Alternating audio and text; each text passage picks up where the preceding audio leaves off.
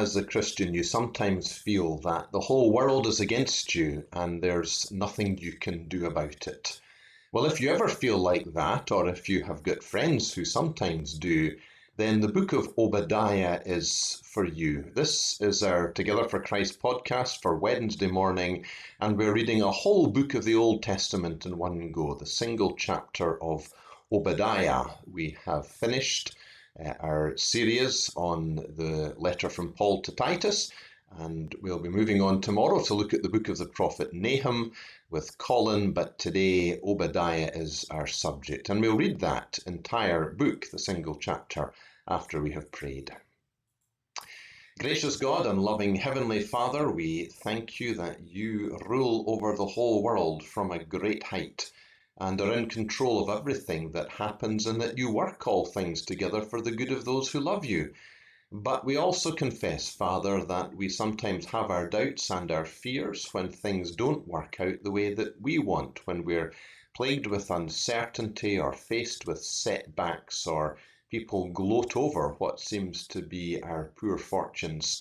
And so we come to you and seek the encouragement and blessing that you are able to give, because your Son Jesus has been where we are and endured all, and now reigns on high over us for the church and answers all our prayers.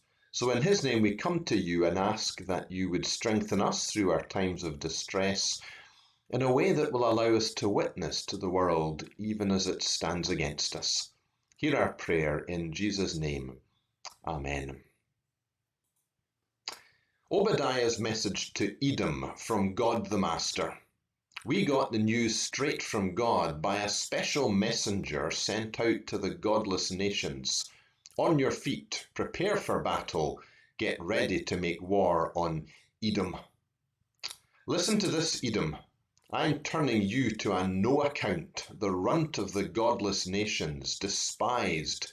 You thought you were so great, perched high among the rocks, king of the mountain, thinking to yourself, nobody can get to me, nobody can touch me. Well, think again. Even if, like an eagle, you hang out in a high cliff face, even if you build your nest in the stars, I'll bring you down to earth, God's sure word. If thieves crept up on you, they'd rob you blind, isn't that so? If they mugged you in the streets at night, they'd pick you clean, isn't that so? Oh, they'll take Esau apart piece by piece, empty his purse and pockets. All your old partners will drive you to the edge, your old friends will lie to your face, your old drinking buddies will stab you in the back. Your world will collapse, you won't know what hit you. So don't be surprised, it's God's sure word, when I wipe out all the sages from Edom and rid the Esau mountains of its famous wise men. Your heroes will desert you, Teman. There will be nobody left in Esau's mountains. Because of the murderous history compiled against your brother Jacob, you will be looked down on everyone. You'll lose your place in history. And on that day you stood there and didn't do anything. Strangers took your brother's army into exile. Godless foreigners invaded and pillaged Jerusalem, and you stood there and watched. You were as bad as they were. You shouldn't have gloated over your brother when he was down and out. You shouldn't have laughed and joked at Judah's sons when they were face down in the mud. You shouldn't have talked so big when everything was so bad. You shouldn't have taken advantage of my people when their lives had fallen apart. You of all people should not have been amused by their troubles, their wrecked nation. You shouldn't have taken the shirt off their back when they were knocked flat and defenceless. And you shouldn't have stood waiting at the outskirts and cut off refugees and treacherously turned in helpless survivors who had lost everything. God's judgment day is near for all the godless nations. As you have done, it will be done to you. What you did will boomerang back and hit your own head. Just as you parted in my holy mountain, all the godless nations will drink God's wrath. They'll drink and drink and drink. They'll drink themselves to death. But not so in Mount Zion. There's respite there, a safe and holy place. The family of Jacob will take back their possessions from those who took them from them. That's when the family of Jacob will catch fire, the family of Joseph become a fierce flame, while the family of Esau will be straw. Esau will go up in flames, nothing left of Esau but a pile of ashes. God said it, and it is so. People from the south will take over the Esau mountains. People from the foothills will overrun the Philistines. They'll take the farms of Ephraim and Samaria, and Benjamin will take Gilead. Earlier, Israel's exiles will come back and take Canaanite land to the north of Zarephath. Jerusalem's exiles from the far northwest and Sepharad will come and take the cities in the south. And the remnant of the saved of Mount Zion will go into the mountains of Esau and rule justly and fairly, a rule that honours God's kingdom. Amen. And I pray that God will bless this message to us. Perhaps a familiar enough message of judgment that we find written again and again by prophets in the Old Testament. But this one is slightly different because it's not judgment against God's people, but against God's neighbours. The timing seems to be sometime after the people of Babylon came and conquered Jerusalem, destroyed our temple, and took many of our nations off into exile, a time when the people of God's fortunes were at an all-time low. And when that happened, the neighbouring land of Edom gloated over her rival's downfall. Edom, historically related to Israel, descended from Esau, the brother of Jacob, who was the father of the 12 tribes. Their land bordered Israel's. At the time of the Exodus, they were inhospitable and didn't help those who had come as escaped slaves from Egypt, and that started generations of rivalry between the two nations. When Babylon came, Esau, or Edom, escaped that wrath because they were a relatively small kingdom. The armies of Babylon passed by, and they were a mountainous kingdom, difficult to access, and so Babylon left well alone. And Esau, or Edom, gloated over the fall of their brothers and exploited it. They stood in the mountain passes, and when refugees tried to escape, they robbed them blind and then handed them back over to Babylon to be taken into captivity.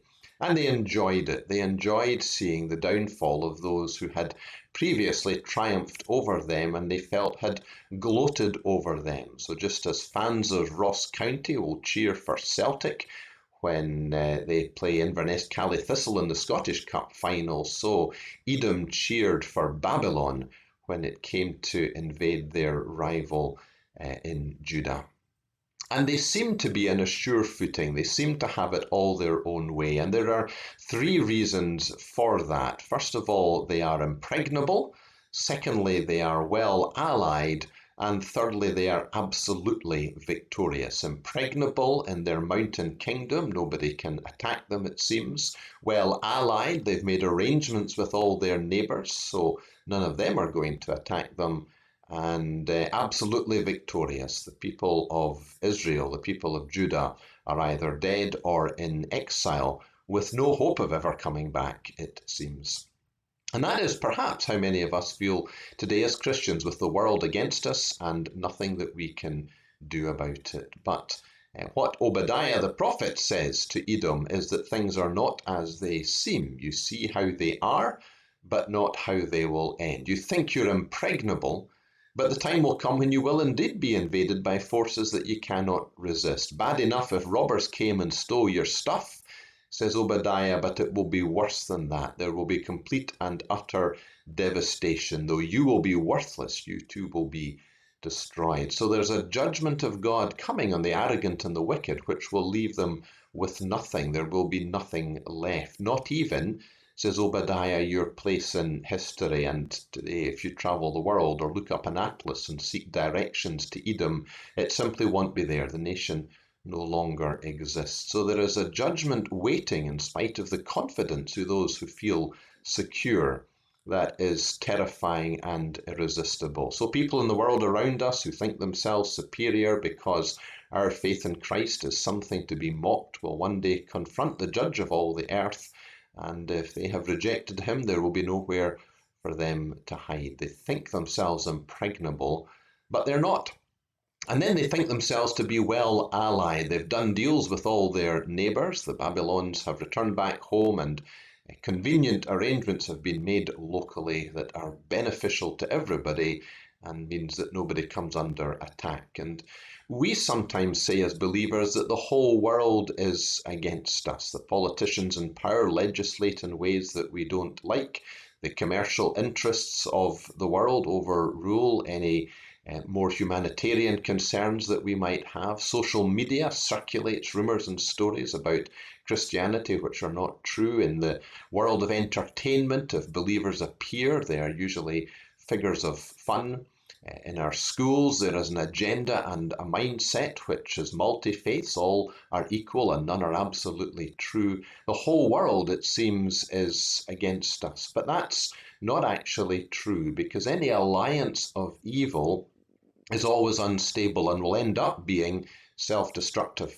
And what will happen is that all these different forces will implode against each other, and the Church of Christ will be the one that finds that it alone is impregnable, because its alliance, our alliance, is not with other peoples or agencies or values or mindsets or politicians or commercial interests, but with the Lord Jesus Christ himself, who truly reigns on high. So although the whole world sometimes seems to be against us, it is a divided world that cannot coordinate its activities and will never be able to destroy us.